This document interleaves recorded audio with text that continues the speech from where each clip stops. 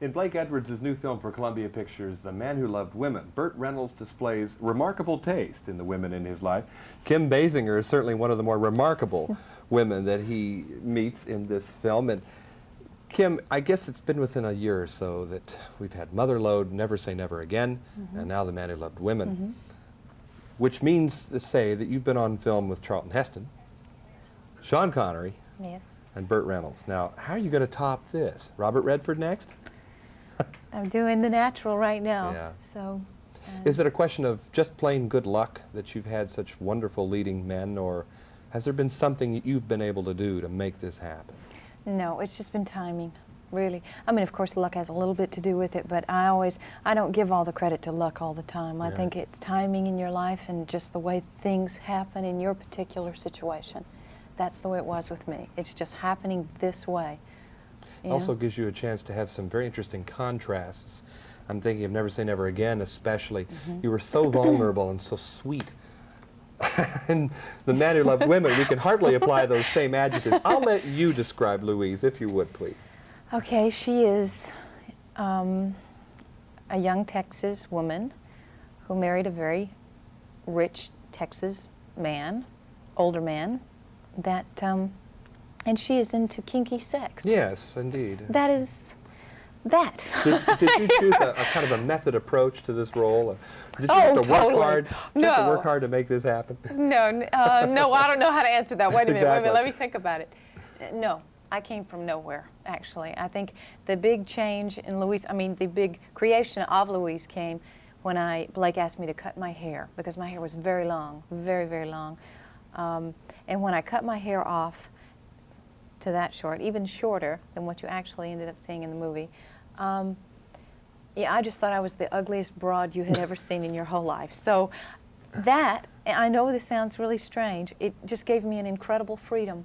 And after Ann Roth got finished with me, putting diamonds and everything all over me, and expensive clothes and cars and everything that Blake, you know, to make her character this, she was just Louise. I mean, I don't know how it happened. I was standing outside a door ready to go in for my first scene, and I said, there's a camera crew on the other side of the door, and Kim, you either walk through the door and stand there and make a total of yourself, or you do something. So out she came. Well, I'll have to say, you can even make getting a speeding ticket fun. I tell you what. I don't think this will ever happen to us. I tell you what. Quite the same way afterward, yeah.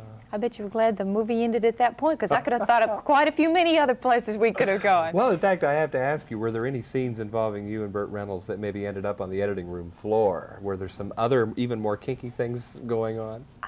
I don't, I mean, I think everything was sort of kinky. I don't know exactly the finished product. I have not seen it as you've seen it, so I do not know what is on the cutting room floor. Hopefully nothing. It's always interesting to be reminded that by the time the film comes out, what you're seeing is substantially a whole new product. You're seeing it like everybody else. Yeah, fresh for the first time. Exactly. So. There's a very interesting contrast. But like this. Yes.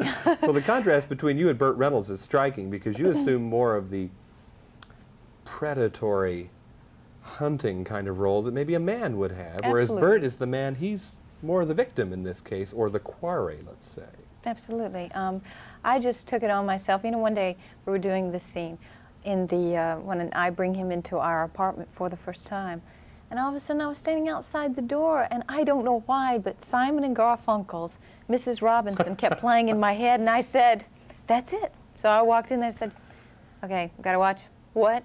You gotta watch, you know what I mean? I just completely pretended I was her instead of it. Don't tell us anymore. We're gonna leave it hanging. Okay, We're gonna leave find it out hanging. what happened after we come back from these words. We'll be talking more with Kim Basinger from The Man Who Loved Women.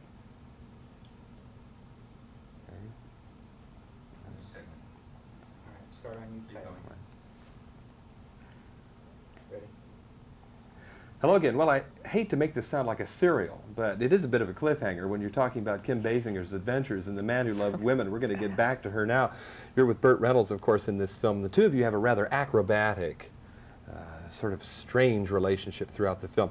We noted the fact that you're the hunter and he's more of the victim, I guess.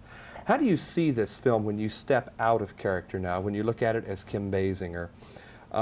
How do you see the kind of character Burt Reynolds is? Because he's really not a macho sort at all. He's more of a vulnerable child. I'm wondering if you agree, that is.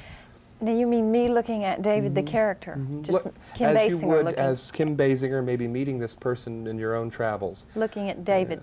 Would you think he's just a phony, or is this really a little boy who's never grown up? Well, I wouldn't know about all the other women because he, of course I wouldn't know, Yeah. right?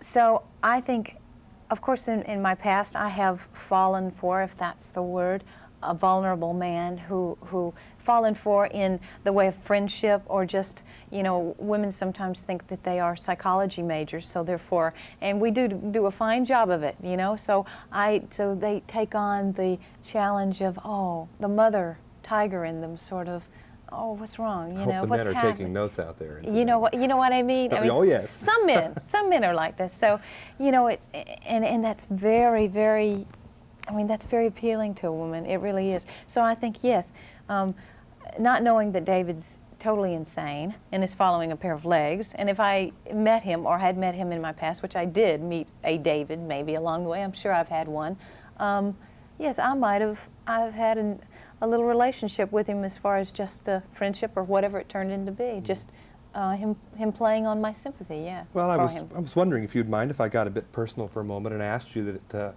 in meeting a man who has such a difficulty in making a commitment, would an alarm bell go off in your head right away, enough to keep you away, or would you just still fall into the trap, as Julie Andrews does indeed in the film? I am not, no, I would, in making a commitment, I don't think I'd ever fall for a guy who, if we didn't think about commitment the same way, then that's hard for me to answer. Do you know what I'm saying? As far Sure. as you call commitment, a lot of people look at commitment as the word, it equals trap, T-R-A-P. So if I don't like anybody who's that frightened of themselves or making a mistake. I love somebody who's willing to take chances, feels very secure, and goes for it.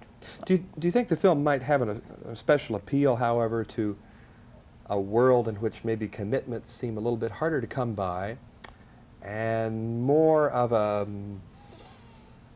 freewheeling lifestyle and love style is predominating? Do you think the film might tap into that kind of audience?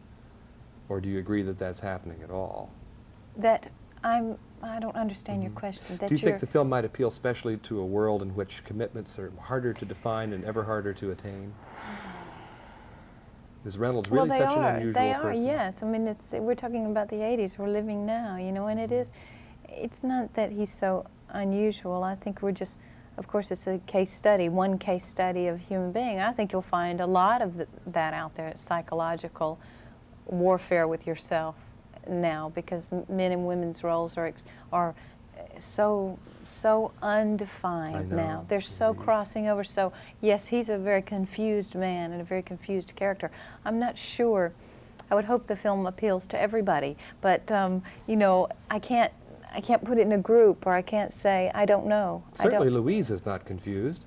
She knows exactly what she wants. She knows exactly what she wants, and that's what I love about her. And it takes her, what, like about 14 minutes? It takes her 14 minutes for a lengthy stay. It's taken us about 8 or 9 talking with Kim Basinger from The Man Who Loved Women, also starring Burt Reynolds and Julie Andrews. And I'll never go through a car wash again Oh, you won't? without remembering this movie, Kim Basinger. Thank you very thanks. much.